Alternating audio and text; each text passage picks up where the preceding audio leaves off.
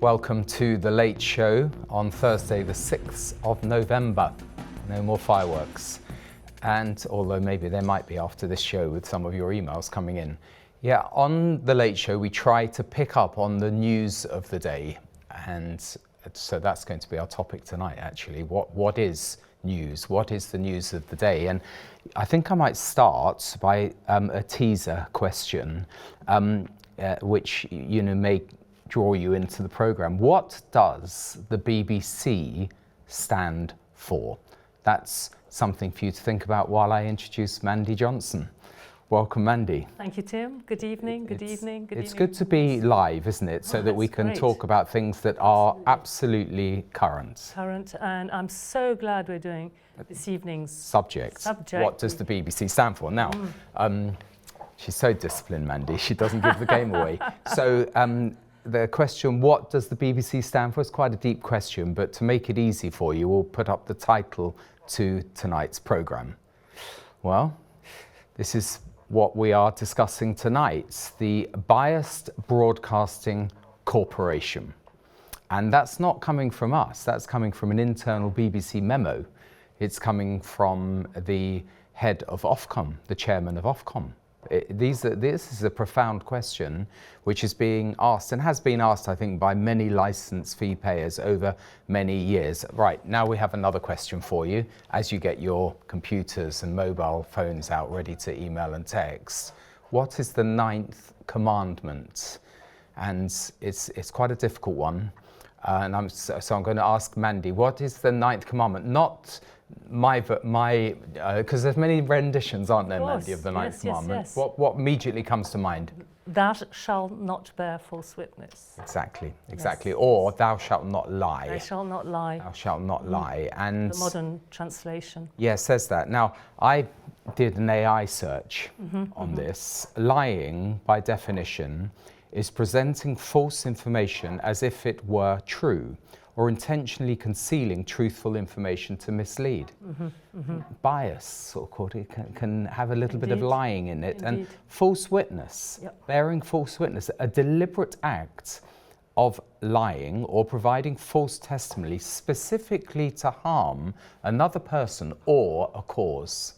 Indeed. And that is why we've entitled this programme the Biased Broadcasting Corporation. In fact, there are many different ways to slice and dice this, but the one that we can start with is what's hit the news over the last couple of days, and that is the memo.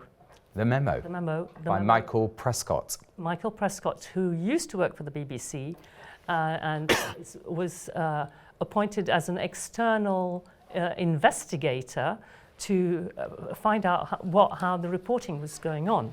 And he made several discoveries, and originally he spoke with the Daily Telegraph newspaper, and Gordon Rayner, their associate editor, published this information, not just the article, but he even had a few video clips. But we also, it's now been made public. Exactly. So before we go and actually do our bullet points, because you get used to our bullet points, my life is ruled by bullet points, so I enjoy them. We're going to go to a proverb, Mandy, which you can read out. Proverbs 20, verse 23. Okay, it says, the Lord detests differing weights, and dishonest scales do not please him. Exactly. So it does fit in. There's a kind of judicial element to reporting, isn't there? It's called a passing judgment, weighing things up, weighing up the news. Yeah. And, we're going to dig into it. But unfortunately, our society is filled with dishonest scales. And the Lord detests it. He does, because he's a God of justice and fairness. Yeah. And in equal measure, yes. Mercy and justice. Excellent. Right? So if somebody sins, if somebody lies or murders or whatever, there is the justice. He may have, it doesn't mean that he's not merciful if that person is repentant. So in the case of the person's eternity, they might have eternity if they're repentant. But that doesn't mean that there isn't a price to pay. Exactly. So we've got another scripture. Yes. We're going to offload all our scriptures. It really matters. This is Exodus 23:1, which says, "You shall not spread a false report. Now, that word spread, there's a modern word for it. Broadcast. Exactly. So it means you shall not broadcast a false report. And so this applies not just to the BBC, but to any medium. And we thank God for Revelation TV that really is focused on the truth, even if the truth hurts sometimes. So we have to be obviously very careful in our language this evening. But certainly we are not the ones saying it. It's Lord Grade who's come down heavily on the BBC, Michael Prescott, who's produced the report, it is absolutely amazing, scandalous. It is scandalous. Scandalous. So let's go to our bullet points, and then I shall look into your emails. I'll do that early. You may have some thoughts, even at this early stage. So the Michael Prescott dossier, what does it reveal? Well, BBC Panorama edited a Trump speech, misleading viewers on his intent.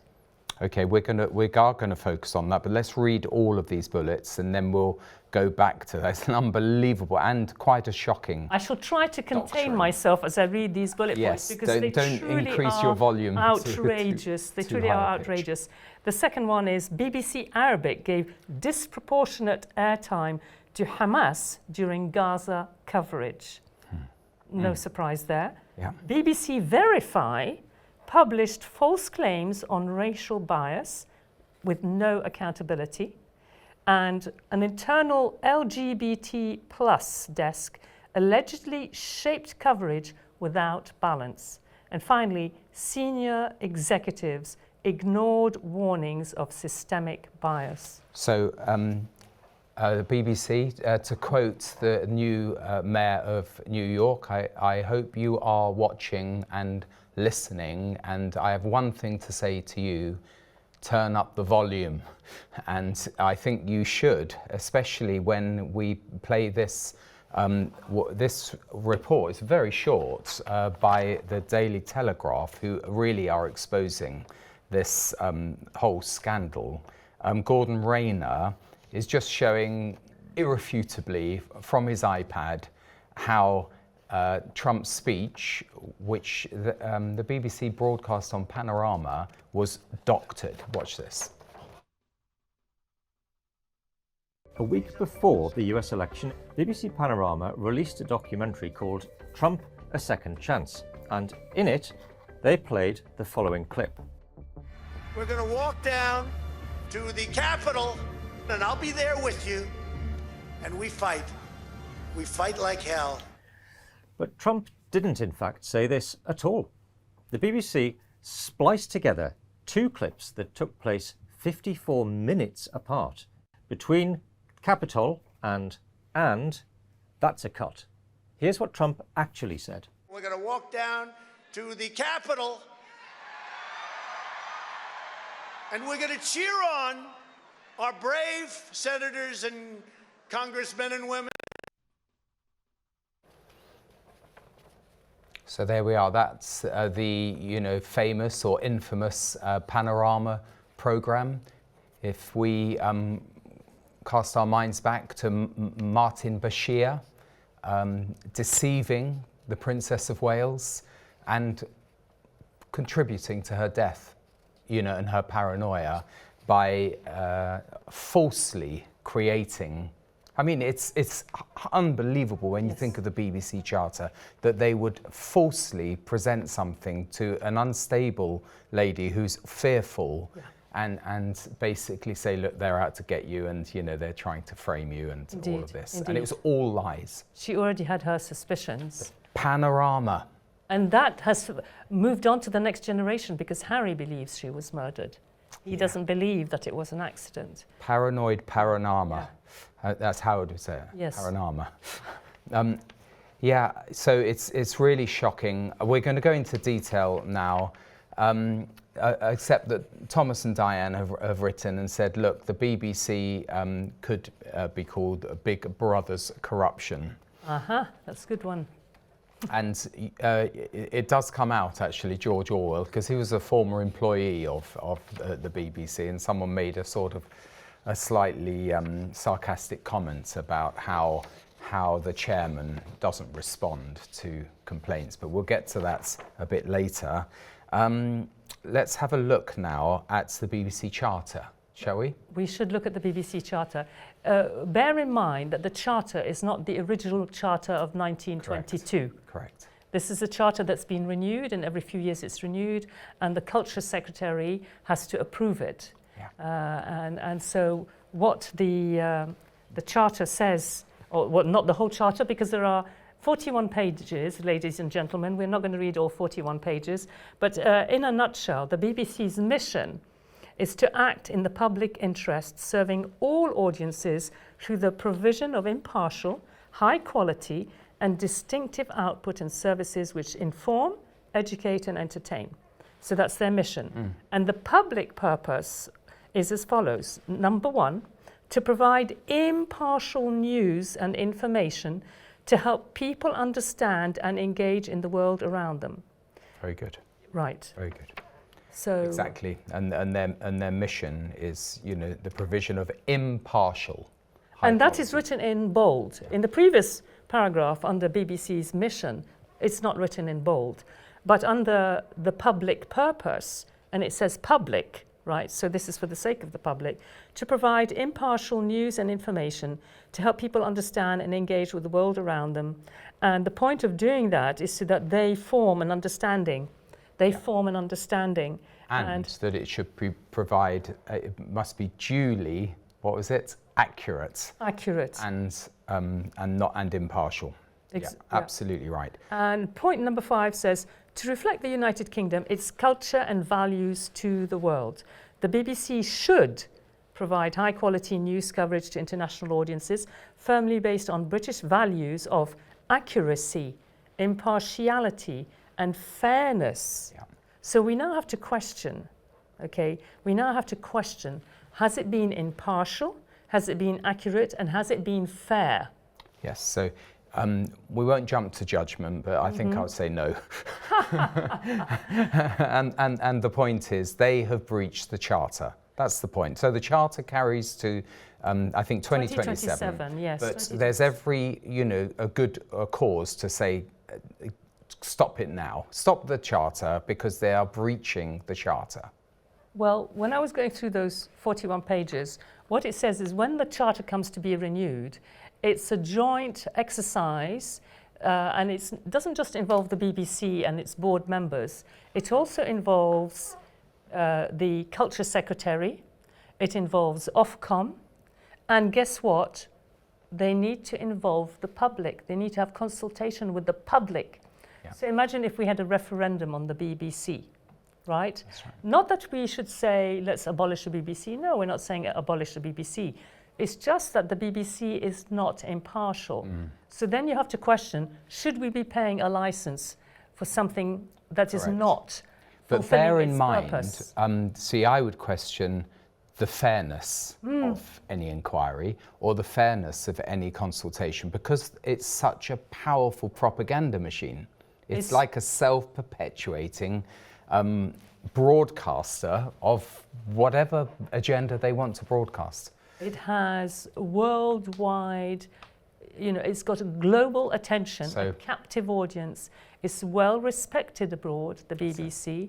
I know family members and friends who live abroad who watch the BBC. They go to the BBC, and they go to BBC Verify, which we'll see in a moment. That's right. It's not what it's cracked up to be. No.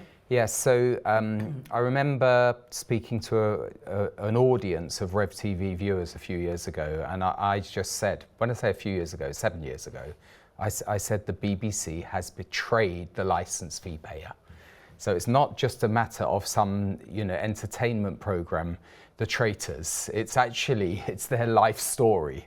Indeed, indeed. Ofcom boss, Lord Grade, he's a former chairman of the BBC. He's now the chairman of Ofcom. And he is calling for a BBC probe into media bias. So it's not good enough, Samuel Shah, and the current chair of the BBC, or BBC spokesperson saying, we do not comment on internal memos, or we do not comment on internal inquiries. This is front page news they have to comment on it. He's got a track record of not commenting. And transparency is part of the charter. Very good. Transparency is part of the charter, so they have to comment. And it's good that Lord Grade is now Ofcom boss. He has experience in television. He knows all about TV and how it works. Very much so. And so it's great that he is the boss of Ofcom. And if you look at the charter, Ofcom are also, if you like, have a responsibility towards the BBC to make sure that they are adhering to their charter. So let's read part of what he said. The head of the broadcasting regulator, Ofcom, has called on the BBC to seriously examine concerns over impartiality. That says it all. They're not seriously examining concerns. They don't deal with complaints in a fair, balanced and transparent way. No. They fob them off. And so Lord Grade, chairman of Ofcom, has written to BBC chairman Samir Shah and sought assurances that a damning internal report on impartiality at the corporation was being considered seriously by the BBC board. And that is today's news.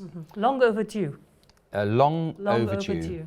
And the MPs, the members of Parliament, are going to call Mr. Prescott to give evidence to the Culture, Media and Sports Select Committee on Wednesday. Or maybe they've already given it. Sorry, missed that one. No, it's next Wednesday. Oh, next Wednesday, next okay. Wednesday.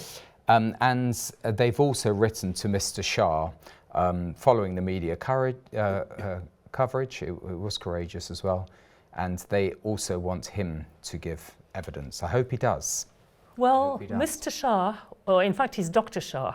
Dr. Shah was responsible for a commission on diversity and equity and diversity in the community. Yeah. And so that's what he got his CBE for. So, but he already in 2024 ignored a report completely. He's an activist. Yes, yes. I mean, anyone who writes something on that subject is an activist. Indeed. And so he would want to cover up when, I'm sorry to say, I'm not just saying he would want to, he does cover up when he gets a complaint from 200 Jewish employees who have the guts to put their name down to their employer, and he says, BBC is above reproach, nothing to see here. Well, some were afraid to put their name, so many did put their name down. Some were afraid of repercussions, and that shows you that there's an atmosphere of fear within the BBC. That's a really bad sign. Yeah. You know. And then on the other side of the coin, I think you pointed this out, because we do a little bit of research. I don't know whether you've noticed before a programme, but Mandy pointed out, or our dear producer Nathan did, about Martin Croxall. Now that's today's news. We're not talking about the people may remember that she got into hot water just because of a facial expression she gave over a hygiene and tropical medicine department of the London School of Hygiene and Tropical Medicine called Pregnant Women, Pregnant People. Well, I happen to be watching that news broadcast live when you could see that she was reading the autocue that said, pregnant people? And she went, women. And women, and that was absolutely brilliant. And that created 20 complaints. Correct. So the BBC were happy to uphold and 20 complaints, yet when they have more against than 4... Martin Croxall, this is the point. Who's an experienced news broadcaster, journalist, but yet when there are hundreds against anti-Semitism that is rife within the BBC, nothing happens. And it was complaints against complaints against the facial expression, and they upheld the complaints. But when the complaints come from 200 employees, they don't uphold it. Let's just see. Sorry, I have to toggle between so now you two have programs. Freedom. Here. You don't even have freedom of facial expression. Yeah. Not just freedom of speech. Yeah. Freedom of expression has taken on a new meaning. Well, we have it on our late show on Revelation TV. So here is Nick. In the good old days when the BBC could be trusted and broadcast quality programmes, wasn't the senior management Jewish? Lord Grey's Jewish. And in fact, you just say that. I believe Lord Grey is Jewish. I can't remember when the lefties took over and the rot set in. It seems to have been a gradual decline into the pits. It is quite fast, actually. Joe says, Bible-believing Christian, that's what I am. Greg Dyke, I think the slide probably started. Greg Dyke, that's right. Joe, yes. I can't see if this is connected, but I'll read it. Or because I am a Bible-believing Christian, because all denominations have their problems in their beliefs. Yes, one of the issues actually with denominations, nothing to do with our topic tonight, is that they overemphasize one element. You know, in one sense, they're biased towards one doctrine, and they make that the big thing, whereas the church is the whole counsel of God. It should be reflecting the whole of Scripture. Absolutely. We won't go into that too much because I've got more. The Biased Broadcasting Corporation, Peter writes, it is ironic at this time that BBC News is running a trail just before their main news bulletins promoting that the BBC can be trusted. I have noticed that, Peter, your eyes pop out of your head and you think they have got a nerve, they've got a brass neck. That's right, the Brass Neck Broadcasting Corporation. For many years, the BBC was trusted as a reliable news source, but since their undoubted bias at the time of the Brexit vote in favour of the Remain campaign, that trust began to be lost. Now I question much of what they do. They did try to be impartial. That's one occasion where they were under pressure. They knew this was a critical national vote, and but in the build-up, you're quite right, Peter, they couldn't help themselves. For instance, this is Peter writing on, I usually listen to 20 minutes of the Today programme on Radio 4 from 7:10 a.m. and listen out for something negative about Israel, President Trump or reform. Most programmes have at least one of those, enough said. Absolutely correct. I do listen to the Today programme as well in the mornings, and it's, my goodness, it's good to hear the other side of the story. There's an edge. Exactly. No, I travel in early mornings to get to our mornings, and I know Howard's covering the LBC, you know, and Nick Ferrari show. So I put on the BBC, and it does stimulate you, because you realise, especially when it comes to Israel and Gaza and Hamas, that they overly honour Hamas as officials. And the Hamas officials say this. Well, why don't you say the Hamas terrorists? And Hamas that Britain, the United Kingdom, and some other countries prescribe as a terrorist organisation, not Hamas the terrorists. They still don't call them terrorists. And in fact, they recently have been interviewing repeatly a mature student who's coming to the UK, or wanted to come to the UK to do a master's in the UK, had a scholarship to do a UK university. She's living in Gaza, or was living in Gaza, and they keep having the same person. So you always have, they do occasionally interview Israelis, but they tend to be Israelis who are who are against their current government. Or they'll choose people who aren't fluent in English. So it sounds like a banana republic. You know, it's that kind of playing with it. But reading on, this is from Kathleen, nothing British about the BBC, which you've put as the IBC, the Islamic Broadcasting Corporation. God help us all. We know he will. Love and blessings. And this is from Susan. It's difficult to find people with integrity these days and true to their word.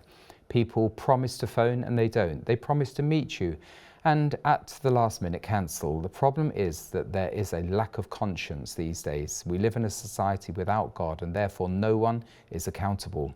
The Lord said that consciences can be seared, and subsequently people don't care if they hurt others. It doesn't bother them. So many programs classed as entertainment are about deception and lies. Traitors is very popular. And also, would I lie to you? I'll keep reading in the expectation that more emails will come through. I've got 3 more in the current batch. And even was supposed to be a benign dance program. I used to watch it when it first started, and then it just became too lascivious, and I just thought, no, thank you. Yeah. You know. This is from someone who's anonymous. The BBC should be called the Big Boiling Cauldron, witch hunt machine, intent on broadcasting anti-Christ ideology, anti-Israel. Lynn says, I understand that Danny Cohen, a former director of BBC Television, has said that an internal BBC investigation is not the answer, i.e. marking their own homework, but a transparent and external one is necessary. By the way, my understanding is that the Foreign Office is in charge of BBC Arabic. So what does that tell us? You couldn't make it up. And on the back of that, we're going to look into detail about BBC Arabic, because it is amazing how this centralized organization, BBC, is able to give talk about a forked tongue, two messages. One to the English, which, by the way, I don't find very appetizing, but then something completely inverted to the Arabic audience. Should we go through these slates, Mandy? Yes, let's do that. Okay, so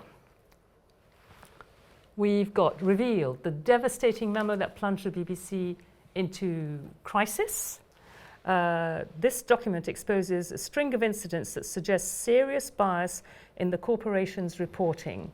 The Telegraph has published the internal dossier that has plunged the BBC into crisis. The document, written by former journalist Michael Prescott and sent to the BBC board, exposes a string of incidents that demonstrate serious apparent bias in the corporation's reporting. They include evidence that BBC Panorama doctored a speech by Donald Trump to make it wrongly appear as though he directly called for violence on the day that his supporters stormed the US Capitol. Mr. Prescott, who until June 2025 was an independent advisor to the BBC's editorial guidelines and standards board, also highlights serious problems with BBC Arabic's reporting on Gaza, in which it apparently gives extensive space to the views of Hamas. Exactly. So it's exactly what Lynn was talking about, and we're going to talk more. We're going to drill more into this bias reporting of Hamas. So the next slide is talking about how the BBC's bias pushed Hamas lies around the world. It's not a small thing. It seems to be a small thing if you say a little white lie to your neighbour over the garden fence, but they are not doing that. They are spreading lies, as you said earlier, around the world. Because what these lies have done is they have fueled the anti-Semitism, not just around the country, but around the world, because the BBC is a global organisation, it's a global media organisation, and people trust it and trust the information that they produce and so that they our broadcast. next slate is a leaked dossier, says corporation's Arabic service boosted terror groups' claims and minimized Israeli suffering. Do you want to read on there? Yeah. The BBC's Arabic news service chose to, quote, minimize Israeli suffering, close quote, in the war in Gaza so it could, quote, paint Israel as the aggressor, according to an internal report by a whistleblower. Allegations made against Israel were, quote, raced to air without adequate checks, the memo says, suggesting either carelessness or, quote, a desire always to believe the worst about Israel. And the point you're making about quotes, this is directly quoting from the memo that was released today. Yeah. Now, I think we've gone to the next slide. So this is today, actually, this was released. Can you see what's on the screen? This is the next slide, that claims against Israel seem to be raced to air or online without adequate checks, evidencing either carelessness or a desire always to believe the worst about Israel. The errors come thick and fast. This is a BBC internal memo saying this. Amazing. Sometimes with eyewitness territory from locals who have tweeted in praise of the October the 7th killings and worse. Of course, they're completely impartial, objective, tweets. The BBC needs to accept it has systemic issues with the coverage. Only then can the process properly begin to fix the problem.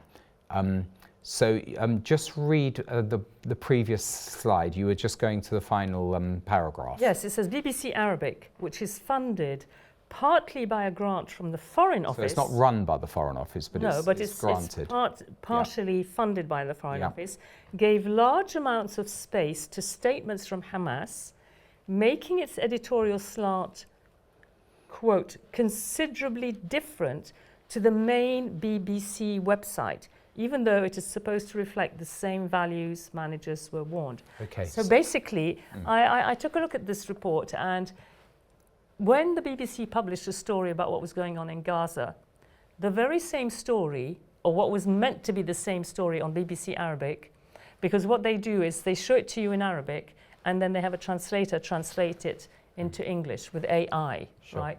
But it is considerably longer, and it says the opposite. Let's have a look at these bullet points first, though. So BBC English versus BBC Arabic. I'll read them. BBC English focuses on terror attacks, victims, and human impact. BBC Arabic often highlights denials, militant statements, and Israeli accusations. The tone and emphasis shift dramatically between the languages, exactly what you were saying, creating two conflicting versions of the same events. Raises questions of impartiality, accuracy, and institutional bias. What we're going to do, Mandy, is we're going to do what the BBC often do, is do a split screen. Mandy, I'll read, shall I, the English version, and you read the Arabic, but in the English language. Should we try that? Okay. So this was over the Yazidi woman's rescue. Okay, you may remember some of these stories. In BBC English, Yazidi woman rescued from Gaza after decade in captivity. That's a story. What did the Arabic say? I remember the Arabic says, Israel says that a Yazidi captive has returned to Iraq after being held captive in Gaza for 10 years, while Hamas tells the BBC that the Israeli narrative is fabricated. Keep that up on the screen. It's highlighted in yellow. Yeah. This is wicked distortion, and of course they wouldn't dare put it on in the English version. It's wicked distortion. I don't know if viewers remember this story. She had been in captivity in Gaza for 10 years. The IDF, the Israeli Defense Force, and that's what they call Defense Force, they rescued her. They returned her to her family. And of course, the family was very, very grateful.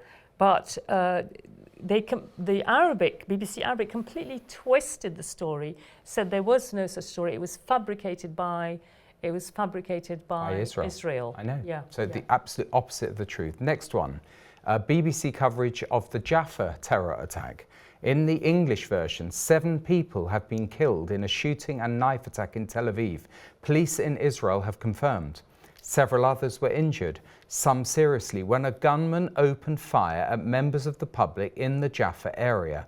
The deadly attack began in a rail carriage and continued on the platform, local police said in a statement. If you could read the And here's what the BBC Arabic says. The Izz ad-Din al-Qassam brigades, the military wing of Hamas, claimed responsibility for the Jaffa operation, which resulted in the death of 7 Israelis and the injury of 16 others. The brigade said in a statement that 2 of its members were able to infiltrate into Israel and, quote, stabbed a soldier and seized his automatic weapon, then carried out the operation in 2 different locations in the heart of Tel Aviv, one of them inside a train station. So can we keep that up on the screen? Yeah. Because I could write a similar version. Maybe we should ask AI to write it. In Huntingdon, on a train. In English, a man, a marauding, knife-wielding killer injures very seriously 10 passengers. Arabic version, it is claimed by the British Transport Police that there was a man, carrying a gun. It's difficult to verify because we're BBC Verify Arabic. So we will twist it the other way, and we'll say that it's unconfirmed, even though they've got pictures of a guy with a massive machete in his hand. It's unconfirmed, and of course, this man had a very valid cause. Obviously, why would he be stabbing people unless he had a good cause? Exactly. Yes, it is. As if they're That was only 2 or 3 days ago. Glorifying terror. Next one, BBC coverage of the, how would you pronounce it? Majd al-Shams. Majd al-Shams attack. I'll read in English. Israel says it has hit, this is BBC, the BBC, okay? The British Broadcasting Corporation in English. Israel says it has hit Hezbollah targets in Lebanon after 12 children and young adults were killed in a rocket strike while playing football in the Israeli-occupied Golan Heights. That's already slanted, but this is the English version. Yeah. The country's Air Force has blamed the Iran-backed militant group for Saturday's strike on the Druze town of this name that you pronounced brilliantly there. But Hezbollah has strongly denied any involvement. Early on Sunday, the Israeli Defense Forces said it had conducted airstrikes against 7 Hezbollah targets deep inside Lebanese territory. It is unclear whether there were any casualties. Saturday's bloodshed at the town's football pitch was the deadliest loss of life in and around Israel's northern border since October. Arabic version? It says, while Hezbollah denies responsibility for attacking the village of Majd al-Shams in the occupied Golan, Israel continues to accuse the Lebanese armed group of killing 12 people and injuring dozens and threatens retaliation, raising fears of an outbreak of an all-out war between the two sides, according to statements by Axios from American officials. The Israeli army announced the death of 12 people and the injury of more than 30 others following a rocket explosion at a football field in the Druze village of Majd al-Shams in the occupied Golan Heights. Now the thing is, they haven't said, they've said Hezbollah denies the responsibility, but they know it did come from And Hezbollah. by the way, they've opened with that. It's all subtle, but the sequencing of a news report is very clear. It was a Druze village, an Israeli Druze village, because the Golan is within Israeli territory. That's it. And so, and these were children it wasn't killing 12 people, it was killing children, 12 children and young adults. Playing football. And people may think, oh, we're over-egging this, but actually the consequences are very far-reaching. Of false reporting, bearing false witness has a very far-reaching effect on the world. Israel took that very, very personally, because these were Israeli Druze. And Now let me read some more of your emails which are coming in. Michael writes, slightly off topic, do you know if the BBC are using AI for their voiceovers? This evening their voiceovers sounded unreal. Michael, everything is possible in this world that we're living in. Everything is possible. This is from a, sorry to say it's not named, but I remember Mary Whitehouse way back in time led a protest about the content of the BBC. The young presenter, Joan Bakewell, and others saw her as an old-fashioned comedy figure, but in her later years, Joan changed her mind about her. Absolutely. Well, you have a story about Joan Bakewell, who was interviewing Martin Lloyd-Jones. Yes, I mean, that showed her in her kind of feisty sort of student rebel days, but certainly now that she's a little bit wiser, she's come up and said that Mary Whitehouse was absolutely right about the influence of television on our nation. I remember Mary Whitehouse. We hadn't long arrived from Lebanon, and she was vilified, she was mocked, she was ridiculed for her stance on decency in society. And it goes back to what you were saying about spreading or broadcasting, because the BBC's her headquarters, I think it's at Portland Place, it used to be the Aldwych one, has the statue of the sower, and then they quote Philippians about sowing good seed, that whatever's good and right and pure, you know, that's what they should be broadcasting. And that's why I said that this Rev TV, you know, public event, they've betrayed us. And that's why we need programs like a Revelation TV, which has been around now for 23 years. GB News is only a few years old. We were well ahead of the game, GB News. We were speaking the truth about what's been going on in our nation 20 years before you got your boots on. And when Howard was in Israel and he managed to interview Prime Minister Netanyahu. That was He 40, said, what 30 shall we years say? ago. And he said, well, spread the truth. That's the most important thing. Exactly. Those were his words. It's a battle for truth. David says, thank you, Tim and Mandy, for this very informative broadcast. The controversies and scandals associated with the BBC are so extreme that the organisation needs to be shut down once and for all, just as News of the World was. Well done, David.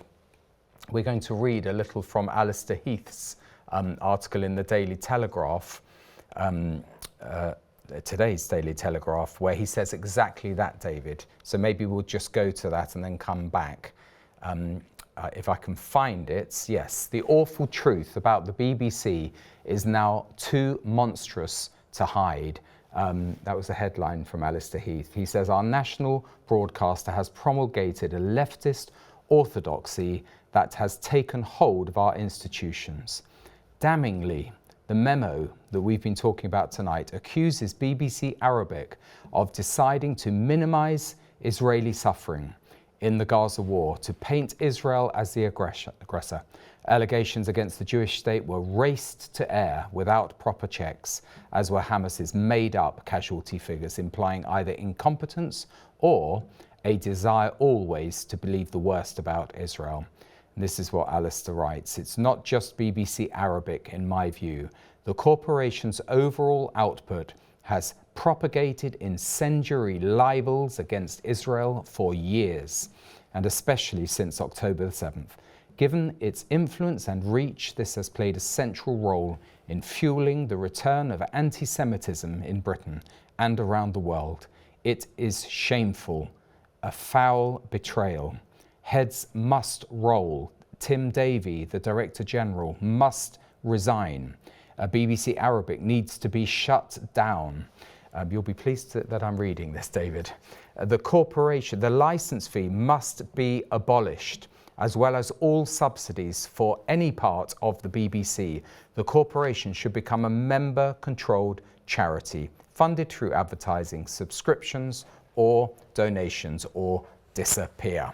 I could write on. He just says enough is enough. Should not be taxpayer funded, should not be licence fee funded.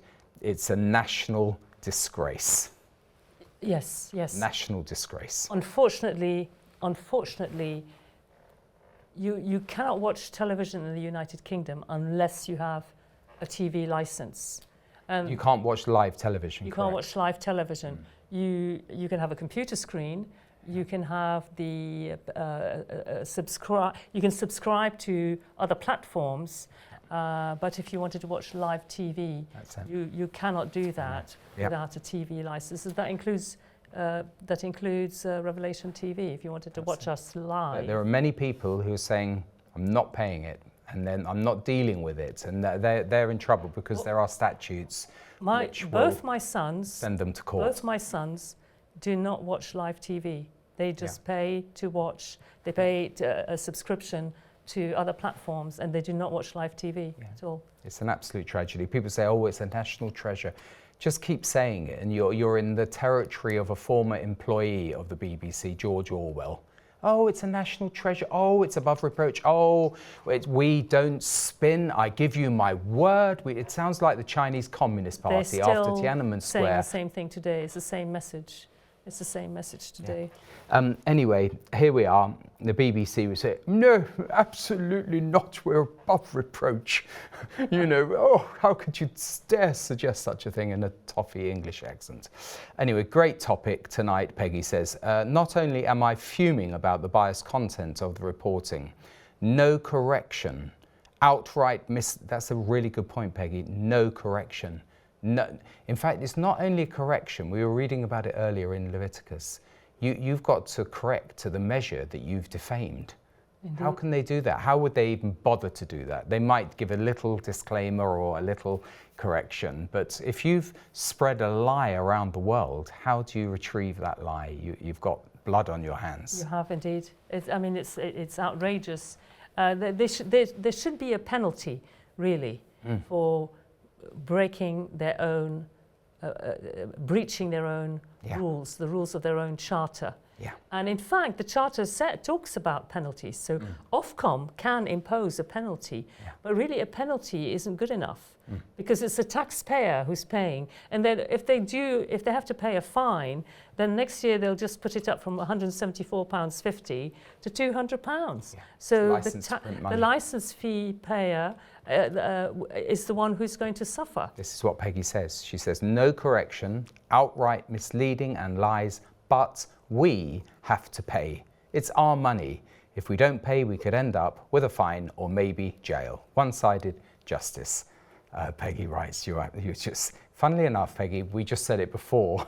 I hadn't seen your email and we're on the same page. It's outrageous that we have to pay for what is now broadcast. We don't watch the BBC News, Julie writes, at all. It doesn't give the trusted reports it once did back in the 70s and 80s when you had reporters like John Pilger.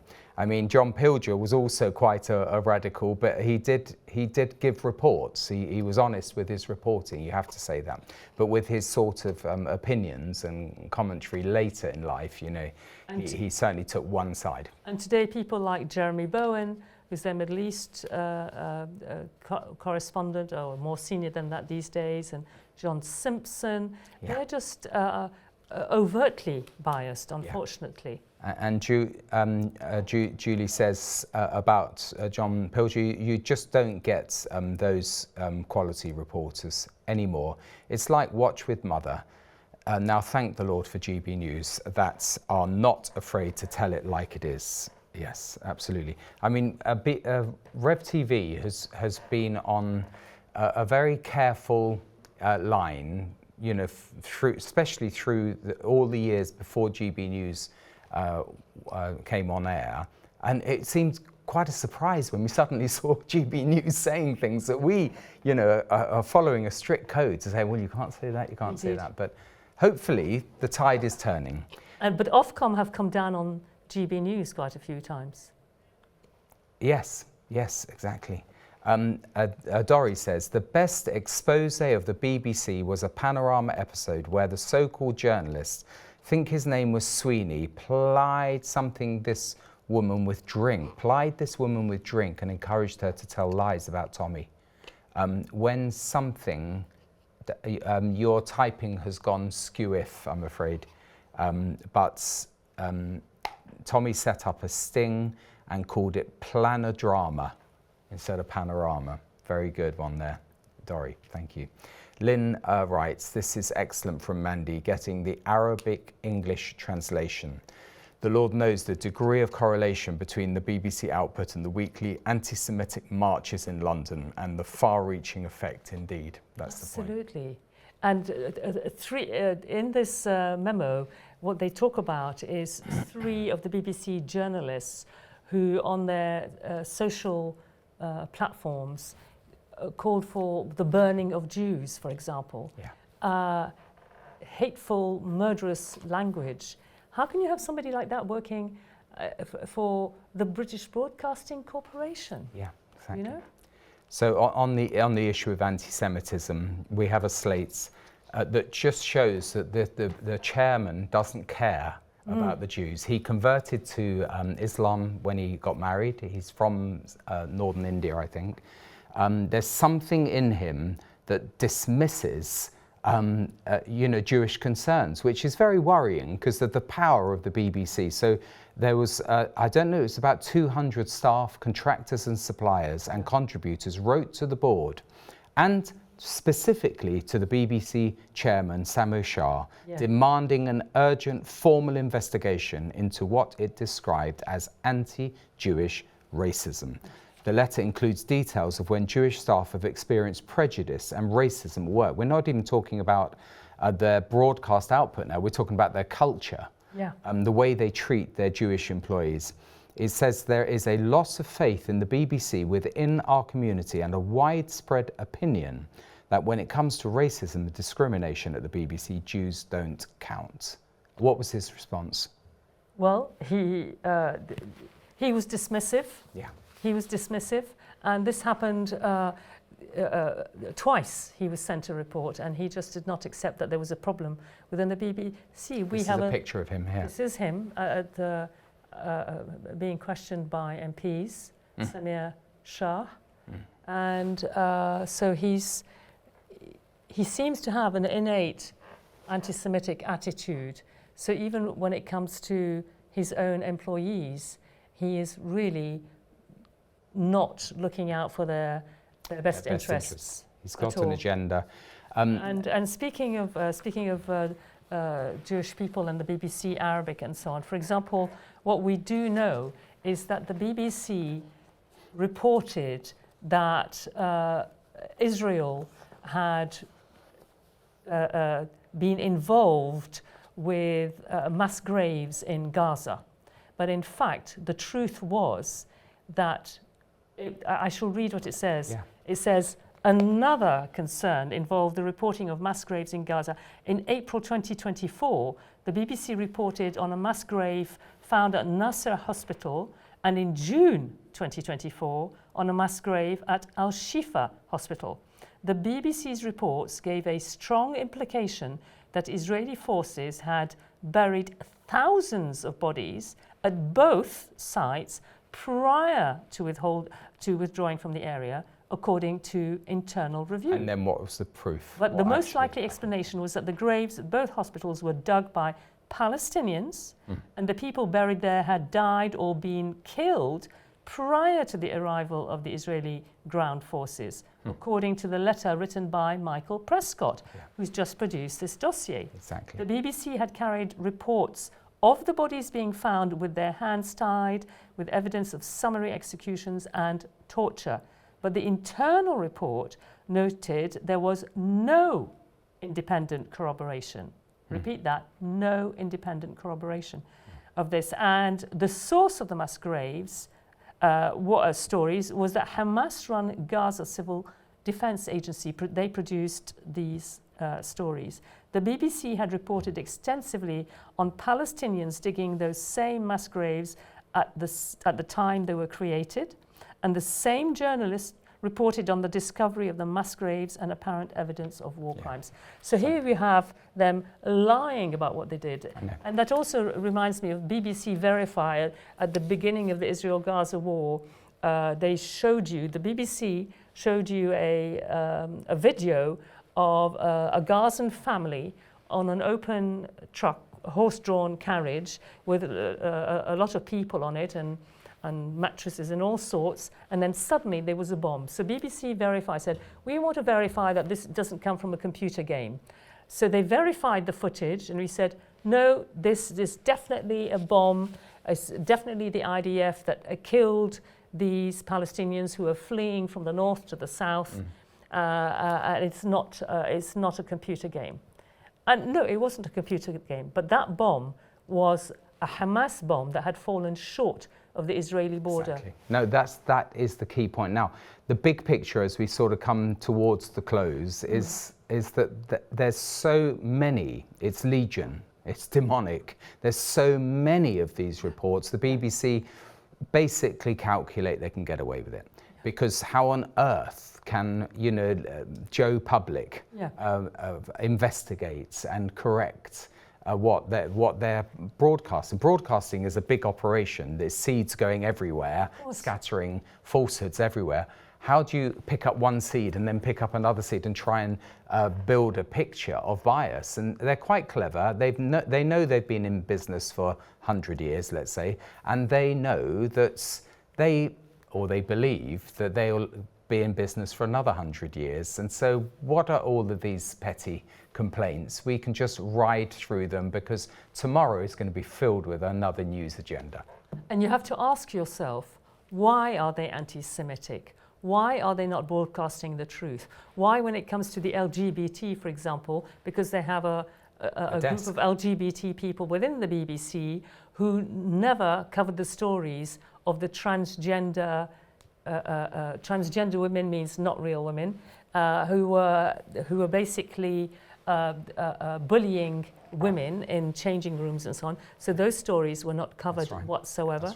So there's other types of bias within the BBC. You then have to ask yourself, why do they allow this to happen? Because it's editorial decisions. It's like Correct. it's like the Bob Villain at Glastonbury in the That's summer. right. Death to the IDF. They could have pulled that, That's right. and they didn't. No. And in his interview, Because they with agree Louis, with it. They encourage it. They cheerlead it. Yeah. When this Mamdani, they are very biased with their American reporting, especially when there's an election. So when this guy in New York is elected, this Muslim mayor, Sarah Smith was just reveling in the fact that this guy, 34-year-old, had been elected, and always has a slanted take on Donald Trump. So they can't help themselves, and I'm afraid we are still needed, Mandy. On the Late Show, we're needed. Sorry about that. You've still got to travel in. We're needed. We are. God has made us fearless, hasn't he? It's important that we speak the truth. So we can't be saying, look, the BBC is not sharing the truth and not do it ourselves. So thank you, Lord, for making us fearless. Enabling you to be here. I'm going to read a final email from Paul and Ruth. Proverbs 8 talks about wisdom. Proverbs 9, verse 13, they're quoting folly. The woman folly is loud. She is undisciplined and without knowledge. She sits at the door of her house, on a highest seat in the city, calling out to those who pass by, who go straight on their way. Let all who are simple come in here, folly cries out. She says to those who lack judgment, stolen water is sweet. Food eaten in secret is delicious, but her guests are in the grave. That's quite a powerful quote, Paul and Ruth, and we should have come up with that ourselves when we were searching the scriptures. It's the Lord detests an uneven balance. Yes. The Lord detests false witness. He does. It's not without consequence. Mandy, thank you very much for being a truthful witness, thank you, as Tim. you always are. Oh, well, so and so from is everybody personal else on this testimony. channel. Yeah. Yes. Wonderful. Bless you. Dawn, I can't read your final email, but you just say thank you for telling us the truth about the biased broadcasting corporation. Thank you very much, all of you who've contributed and all of you who watched. God bless you. And we fight on. We fight to win.